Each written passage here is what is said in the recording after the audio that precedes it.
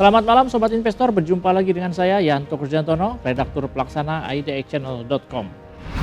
Ya Sobat Investor, bagaimana kabar Anda hari ini dan bagaimana pula kabar koleksi portofolio Anda setelah indeks harga saham gabungan atau IHSG yang pada akhirnya harus kembali merosot ke level 6.100-an seiring dengan cukup kencangnya aksi jual sebagai langkah ambil untung yang dilakukan pelaku pasar. Apakah Anda termasuk deretan investor yang tengah sibuk mengentas cuan tersebut? Atau justru Anda tengah sibuk mencermati saham-saham mana saja yang sekiranya masih memiliki prospek cukup menjanjikan, namun harganya sudah terdiskon cukup dalam? Lalu dengan kondisi pasar yang sedemikian, strategi seperti apa yang telah Anda siapkan untuk dapat terus berinvestasi di tengah kondisi pasar yang demikian? Dan sentimen serta pertimbangan apa saja yang tengah menjadi perhatian Anda guna mendukung strategi tersebut? Ya, untuk semakin melengkapi referensi Anda dalam menata strategi tersebut, izinkan kami dari tim redaksi IDX Channel membawakan 5 berita terpopuler dan paling diminati di sepanjang Senin 27 Juli 2026. Nah Sobat Investor, berikut ini berita yang pertama. Peri Warjio mengundurkan diri dari posisi Gubernur Bank Indonesia. Ya, untuk membuka program Top 5 edisi malam hari ini, kabar datang dari bilangan MH Tamrin di mana Gubernur Bank Indonesia atau BI, yakni Peri Warjio, resmi mengundurkan diri dari jabatannya sebagai Gubernur Bank Indonesia. Surat pengunduran resmi tersebut telah disampaikan kepada Presiden Prabowo Subianto pada Minggu 26 Juli 2026. Sebagaimana disampaikan oleh Menteri Sekretaris Negara Prasetyo Hadi dalam pernyataan resminya pada Senin 27 Juli 2026 bahwa sesuai mekanisme yang berlaku, maka Presiden Prabowo secara resmi menerima pengunduran diri tersebut, disertai ucapan terima kasih dan penghargaan setinggi-tingginya atas dedikasi yang diberikan selama ini dalam kurun waktu sekitar 7 tahun terakhir dalam memimpin Bank Indonesia.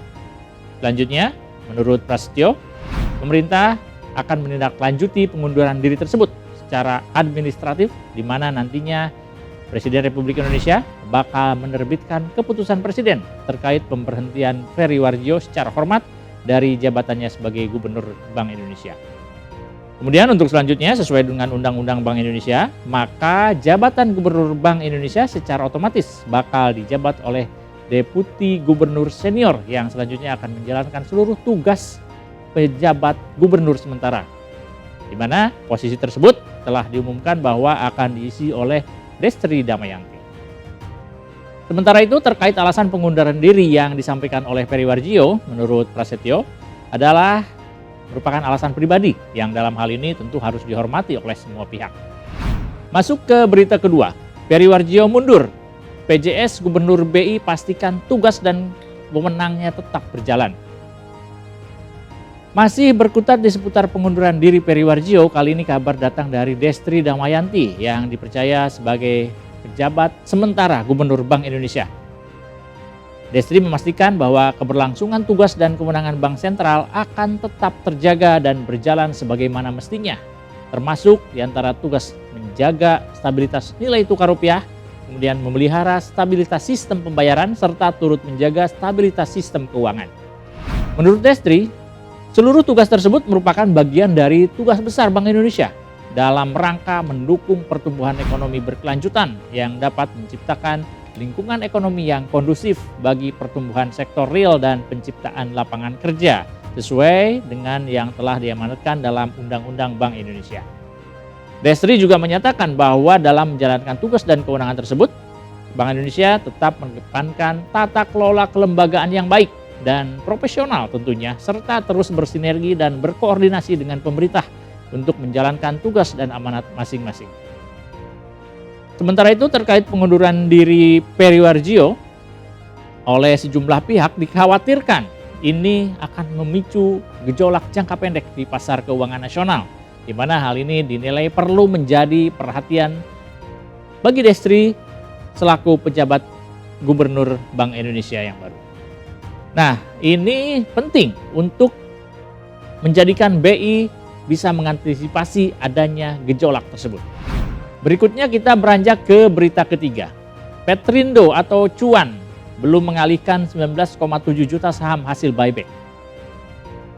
Masuk Ke berita ketiga, kita akan beralih ke kabar terbaru dari kalangan emiten, di mana PT Petrindo Jaya Kreasi Tbk atau Cuan dilaporkan masih memiliki 19,7 juta saham Treasury yang belum dialihkan kembali hingga 30 Juni 2026 lalu. Saham tersebut diketahui merupakan akumulasi dari hasil pelaksanaan pembelian kembali atau buyback saham yang sebelumnya telah dilakukan dalam 2 periode. Pertama, pembelian kembali yang dilakukan pada 24 Juni 2025 sebanyak 418.400 saham atau setara dengan 4.184.000